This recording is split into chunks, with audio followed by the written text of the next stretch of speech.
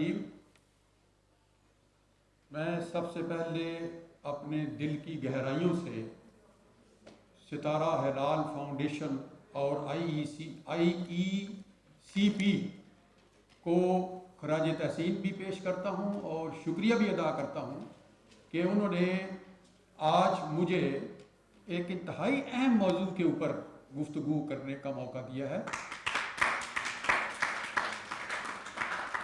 ستارہ ہلال فاؤنڈیشن کے فاؤنڈر ابراہیم حسن مراد صاحب اور مینیجر صدف زبیر صاحبہ اور آئی ای سی پی کے کرنل فرق صاحب اور مجتبیٰ ثاقب صاحب کو میں دل کی گہرائیوں سے خراج تحسین پیش کرتا ہوں۔ مجھے یہ ایک بیٹی میری نے یہ بتایا جب ستارہ ہلال فاؤنڈیشن کے بارے میں، تو مجھے دلی مسرت ہوئی۔ انہوں نے کہا کہ ہم نوجوانوں میں پاکستانیت کا جذبہ پیدا کرنا چاہتے ہیں، جو آج بدقسمتی سے آپ پورے پاکستان میں پھر کے دیکھ لیں، صوبائیت تو ہے، فرقہ واریت بھی ہے، زبان اور نسل کا تعصب، ہر قسم کا تعصب آپ کو ملے گا، مگر پاکستانیت جو تھی، جس کے لیے قائد اعظم نے بھی آخر دم تک یہ کہا کہ بر صغیر کے مسلمانوں، پاکستان کے مسلمانوں، ہم سب سے پہلے پاکستانی ہیں، اس کے بعد ہم پنجابی ہیں، بلوچی ہیں اور سندھی ہیں اور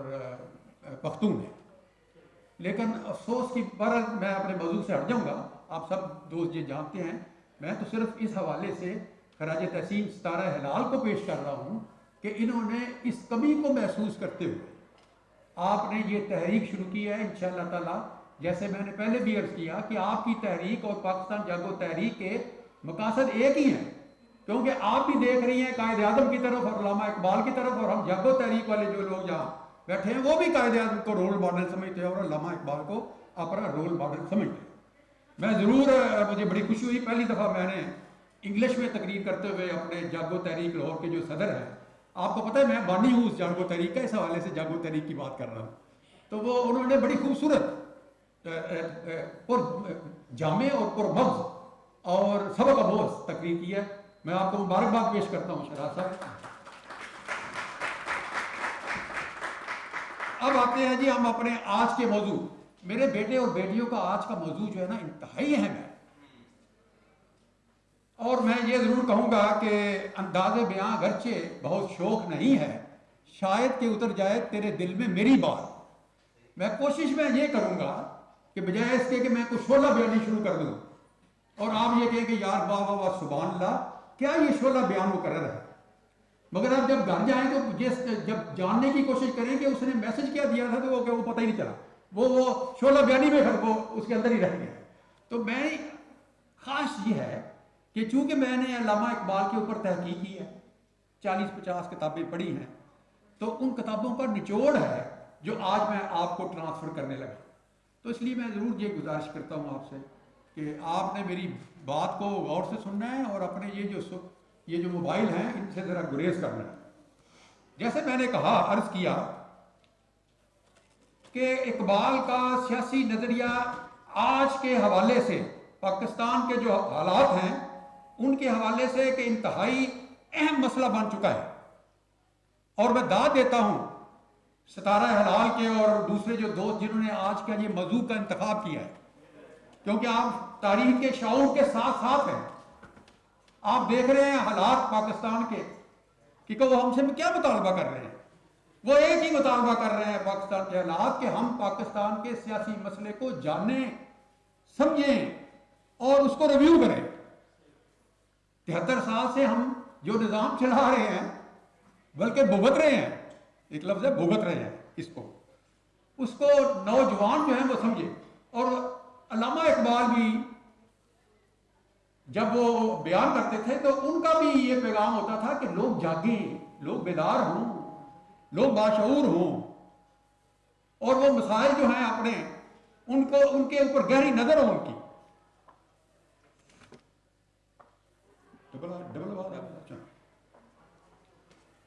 تو 100 سال پہلے علامہ اقبال نے ایک آرٹیکل لکھا تھا، آپ حیران ہو گئے کہ کبھی کم ہی بات ہوتی ہے اس آرٹیکل کی، اور اس کا عنوان کیا تھا؟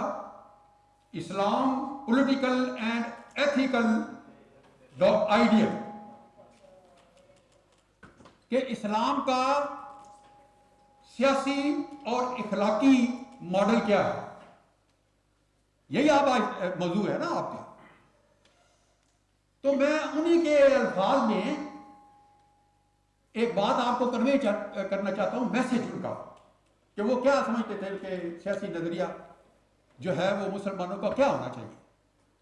یہی سوال ہے نا. آج آپ میرے ساتھ ہیں سارے بیٹا؟ آپ جو پیچھے بیٹھے ہو میرے ساتھ آواز آ رہی ہے اور سمجھ بھی آ رہی ہے؟ بہت شکریہ. اب یہ ذرا غور سے کوٹیشن ہے. ذرا مجھے جب شہراز صاحب انگلش میں تقریر کر رہے تھے تو آپ بڑے غور سے سن رہے تھے، تو مجھے سمجھ آئی کہ آپ انگلش اچھی طرح جانتے ہیں اور سمجھتے ہیں.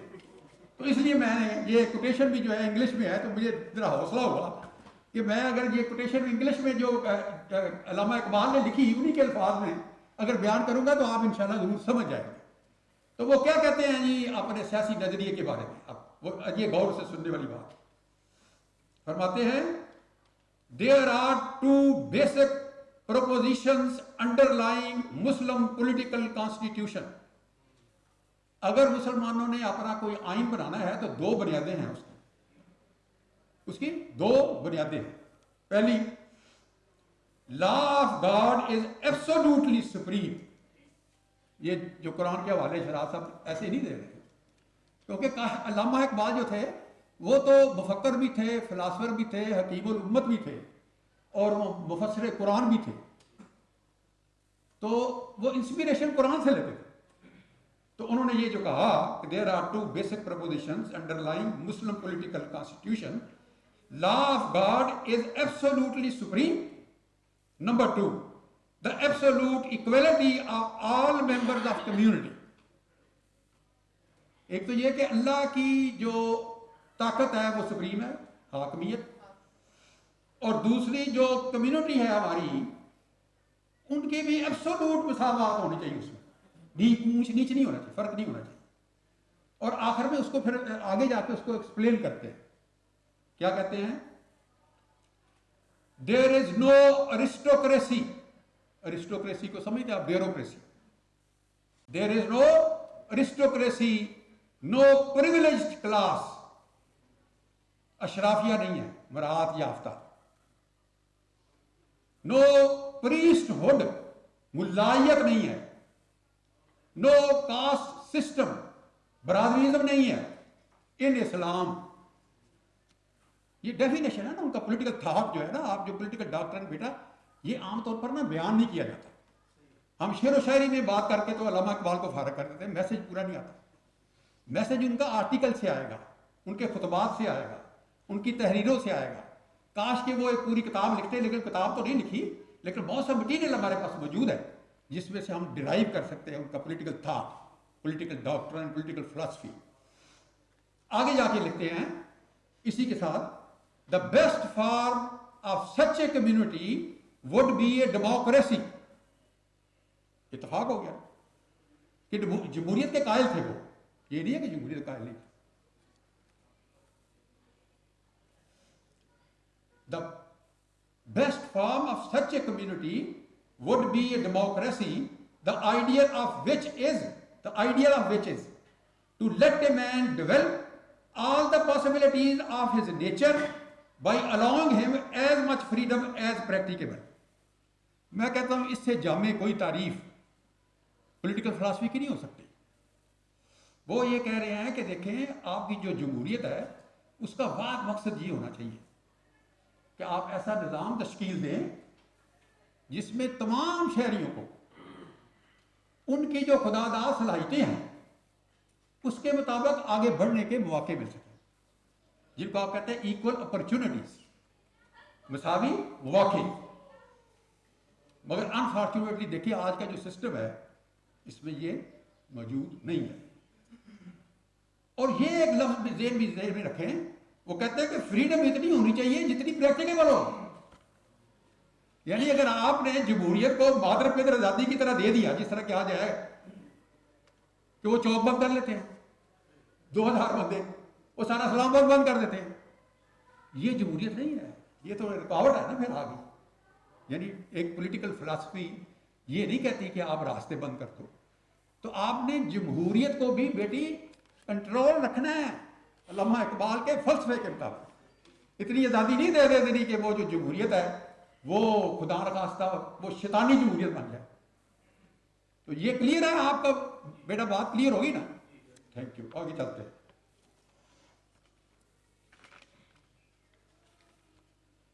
علامہ اقبال جو ہے نا وہ مغربی جمہوریت کے خلاف تھے جو اس وقت قائم تھی نا، اس کے وہ خلاف تھے. وہ کیوں خلاف تھے؟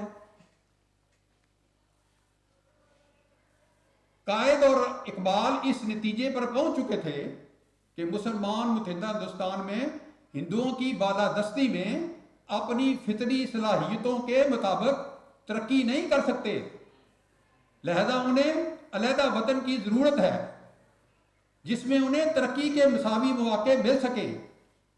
علامہ اقبال نے مغربی جمہوریت کا گہرا مطالعہ اور مشاہدہ کرنے کے بعد اس نتیجے پہ پہنچے کہ مغربی جمہوریت دراصل ملوکیت کی تبدیل شدہ شکل اور جبر و استبداد کا لبادہ ہے جس کا مقصد سرمایہ دارانہ نظام کو آگے بڑھانا ہے. کیونکہ ایک طرف کمیونزم تھا، دوسری طرف کیپٹلزم تھا اس زمانے میں. تو وہ علامہ اقبال یہ کہتے ہیں کہ یہ تو ایک قباہ ہے جمہوریت جو ہے، نظام ہے سرمایہ داری کو بڑھاوا دینے کے لیے. اور پھر اشعار ہیں ان کے چند، ہے وہی ساز کہن مغرب کا جمہوری نظام جس کے پردوں میں نہیں غیر از نوائے کیسری، دیوے استبداد جمہوری قبا میں پائے کو تو سمجھتا ہے آزادی کی ہے یہ نیلم پری.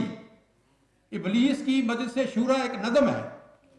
جو اسٹوڈنٹس جو ہیں مزید تفصیل جاننا چاہتے ہیں وہ یہ نظم ضرور پڑھیں اور دیکھیں کہ 100 سال پہلے علامہ اقبال نے جو ویژن دیا تھا. فلاسفر اور مفکر جو ہوتے ہیں نا وہ نسل در نسل دیکھتے ہیں، وہ فیوچر کو دیکھتے ہیں. لیڈر جو ہوتا ہے وہ انتخابات کی طرف دیکھتا ہے. جو مفکر، اسٹیٹس مین، فلاسفر وہ آنے والی نسلوں کو دیکھتے ہیں. تو آپ دیکھیں کہ علامہ اقبال کا پولیٹیکل تھاٹ، سیاسی نظریہ 100% درست ثابت ہوا ہے. آج آپ دیکھیں کہ یہ جو مغرب کا جمہوری نظام ہے اس نے دنیا کے 12 امیر ترین افراد پیدا کر دیے ہیں جن کے پاس آدھی دنیا سے زیادہ دولت ہے. یہ انیکوالٹی اتنی پیدا کی. امریکہ میں مظاہرے ہو رہے ہیں، لندن میں مظاہرے انیکوالٹی. وہ کہتے ہیں انیکوالٹی اتنی، امیر اتنا امیر، غریب اتنا غریب. تو یہ علامہ اقبال کا فلسفہ نہیں تھا، اس کو انہوں نے شیطانی جمہوریت کہا تھا.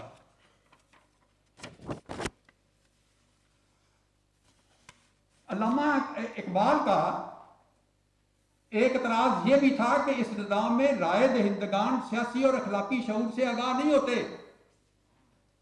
یہ جو نظام ہے نا، لوگوں کو پتہ ہی نہیں کہ ووٹ کی حقیقت کیا ہے، لوگوں کو پتہ ہی نہیں کہ وہ ووٹ کی طاقت کیا ہے، لوگوں کو پتہ ہی نہیں کہ جمہوریت کے معنی کیا ہے، لوگوں کو پتہ ہی نہیں کہ آئین ان کو کون سے حقوق دیتا ہے.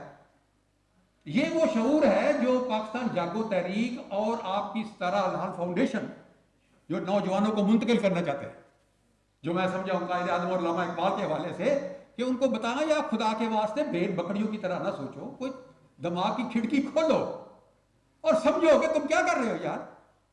آنے والی نسلوں کو بھی بیڑاگر کر رہے ہو، پاکستان کو بھی برباد کر رہے ہو. 73 سال کو جس نظام کو آزمایا اس کو پرکھو، جائزہ لو اس کو قائد اعظم کے تھاٹ کے مطابق، علامہ اقبال کے تھاٹ کے مطابق. اور وہ یہ کہتے تھے کہ یہ لوگ جو ہے نا ووٹ دینے والے، ان کا وہ معیار نہیں ہے کہ یہ کوئی جان سکے اہلیت کو، نہ ان کی اہلیت ہے نہ معیار ہے کہ ووٹ کس کو دینا ہے کس کو نہیں دینا. تو ایک چند اشعار میں، اپنے اشعار میں بڑے خوبصورت طریقے سے یہ نکتہ بیان کر دیا اپنے پولیٹیکل فلسفی کا. اس راز کو ایک مرد فرنگی نے کیا فاش، ہر چند کے دانا اسے کھولا نہیں کرتے. جمہوریت ایک طرز حکومت ہے جس میں بندوں کو گنا کرتے ہیں، تولا نہیں کرتے.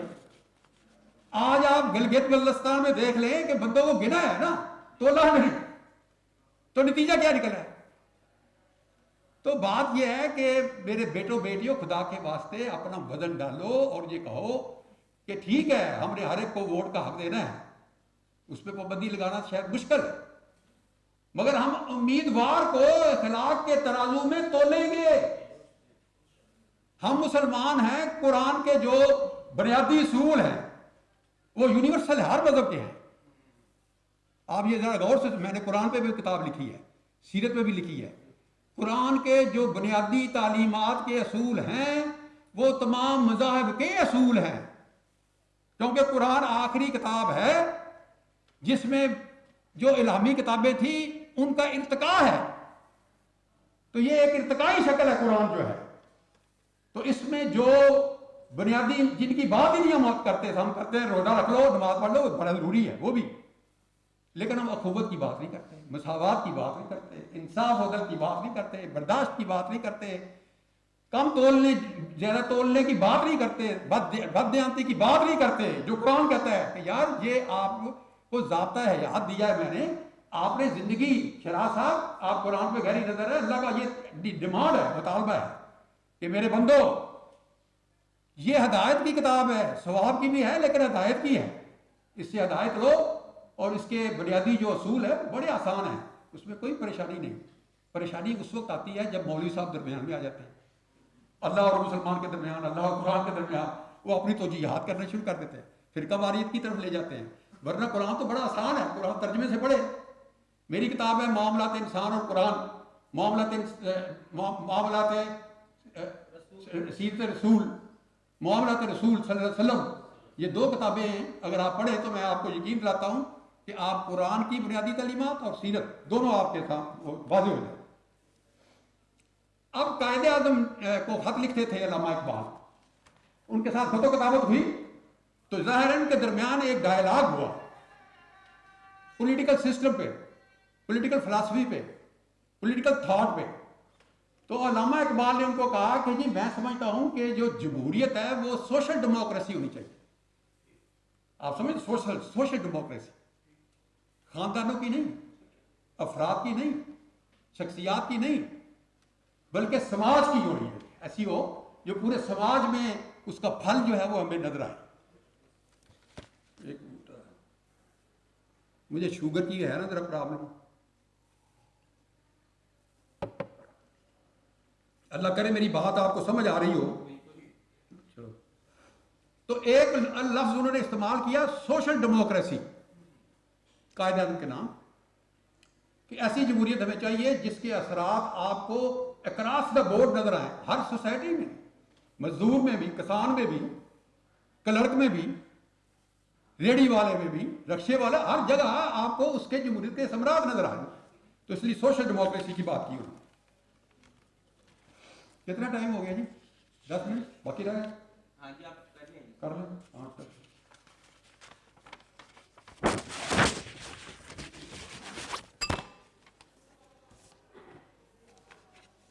تھوڑا سا میں مختصر کر دیتا ہوں، آپ کو شاید نہ پتا ہو نوجوانوں کو کہ علامہ اقبال نے اسی شہر لاہور میں انتخاب لڑا تھا،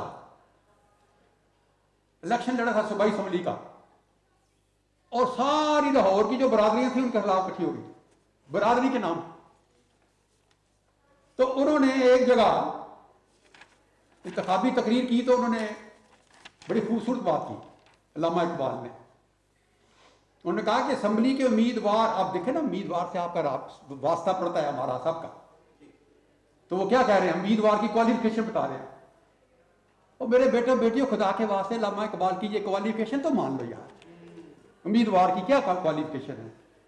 وہ کہتے ہیں کہ اسمبلی کے امیدوار کی سب سے بڑی خوبی یہ ہونی چاہیے کہ ذاتی اور قومی مفاد کے درمیان جب ٹکراؤ کا وقت آئے اپنے ذاتی مفاد کو قومی مفاد پر قربان کر دے۔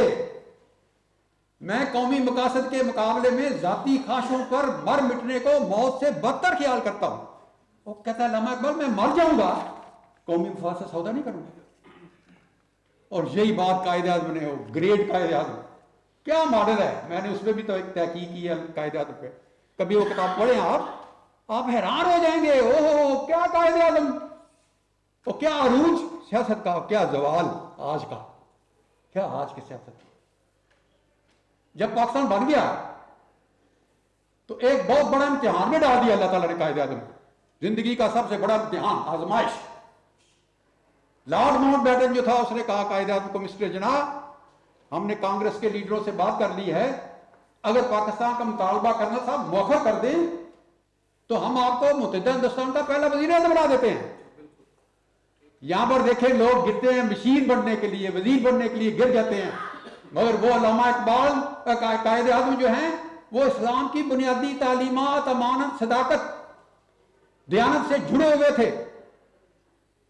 उन्होंने सोचा नहीं, उन्होंने कहा कि but how can I sell my nation, वजीर आज़म तो बन जाऊंगा तो मैं सौदा कैसे करूंगा। मैंने कायदे आज़म में बेटो मैंने 40-50 किताबें पढ़ी हैं, हिंदुओं की किताबें, अंग्रेजों की किताबें, मुसलमानों की किताबें, सब। किसी एक राइटर ने यह नहीं लिखा कि कायदे आज़म ने कभी झूठ बोला हो जिंदगी में, कभी कोई वादा किया हो और पूरा ना किया हो, या कभी किसी अमानत में खयानत की हो। ये वो मोमन की निशानी है। ये है निगाह बुलंद, सुखम दिल नवाज, जान पुरसोज, यही है रखते सफर मीरे कारवां के लिए। आखिरी एक दो कोटेशन पे सुना के बात को खत्म करता हूं। जब 1946 में मंशूर बन रहा था, क्योंकि मैं समझता हूं कि ये बातें पहले शायद आप नहीं सुनी होंगी, 1946 के इंतखाबात में मंशूर बन रहा था, सिफारिशात मांगी गई, तो अल्लामा इकबाल ने भी सिफारिशात दी कि ये जो आप मंशूर बना रहे हैं उसमें ये चीज़ें भी शामिल हो। आप देखें अल्लामा इकबाल की philosophy, political philosophy, political that, सियासी नज़रिया कि क्या सिफारिशात दे रहे हैं। वो कहते हैं कि देखो अराजी की हद इस कदर मुकर्रर की जाए जो जागीरदार खुद काश्त कर सके। क्या जबरदस्त। वो 1946 जरी इनकम टैक्स आम इनकम टैक्स की शरह के मुताबिक नाफज किया जाए, आज तक जरी इनकम टैक्स नाफज नहीं हो सका। बेजमीन काश्तकारों को सरकारी अराजी आसान किस्तों पर दी जाए, आज भी कोई नहीं, ये अमल नहीं हुआ। कुरानी अहकाम के मुताबिक अमीरों की दौलत में गरीबों का हिस्सा है, जो जरूरत से ज्यादा है वो गरीबों को दे दिया जाए। मजदूरों की कम अज कम उजरत, पेंशन, तिब्बी अखराजात, रिहाइश और बच्चों की तालीम के लिए कानून साजी की जाए। ये मैं समझता हूं कि मेरा ये ख्याल है, आप अगर इत्तफाक करते हैं तो हाथ खड़ा करें कि ये अल्लामा इकबाल का जो सियासी नजरिया है वो वाज़ेह हो गया है। आखिर में फिर एक और चीज उन्होंने कही, अपने जो लेक्चर दिए ना उसमें कहा कि मैं कहता हूं कि स्पिरिचुअल डेमोक्रेसी होनी चाहिए। पहले तो सोशल डेमोक्रेसी, फिर एक टर्म की स्पिरिचुअल डेमोक्रेसी, रूहानी जमहूरियत। रूहानी जमहूरियत का मुराद उनकी ये थी कि भाई जो इस्लाम के सुनहरी असूल हैं उनके ताबे जमहूरियत हो, ताकि वो शैतानी ना बने, ताकि ऐसी जमहूरियत ना आए जो फसाद का बायस बने, इंतशार का, इख्तलाफ का, जो कौम को मुत्तहिद करे, जो अमीर और गरीब के फर्क को खत्म कर दे। अब एक बहुत अच्छी कोटेशन है, वो मैं जरूर आप 3-4 सत्रों की है, वो भी एक आर्टिकल में लिखा अल्लामा इकबाल ने कि अवाम कौम की रीढ़ की हड्डी होते हैं। बेटी ये सुनने वाली है, अवाम कौम की रीढ़ की हड्डी होते हैं। वो तो अवाम है तो कौम है तो मुल्क है, इतनी अहमियत है। कहते हैं उनके लिए मुनासिब घर, खुराक और मियारी तालीम की सहूलतें होनी चाहिए। जिंदगी महज रोटी का नाम नहीं, रोटी के अलावा सेहतमंद किरदार भी होना चाहिए। समझ गए ना जी कि ये नहीं है कि आप रोटी तो एक आप चारा तो देते हैं जानवरों को भी। तो अशरफुल मखलूकात इंसान है। कायदे आज़म क्या कहते हैं कि मैं एक बूढ़ा आदमी हूं, खुदा ने मुझे इस उम्र में आरामदेह जिंदगी गुजारने के लिए बहुत कुछ दे रखा है। मैं खून पसीना एक क्यों करूं और मसाइब क्यों बर्दाश्त कर रहा हूं? सरमायादारों के लिए नहीं बल्कि गरीब अवाम के लिए।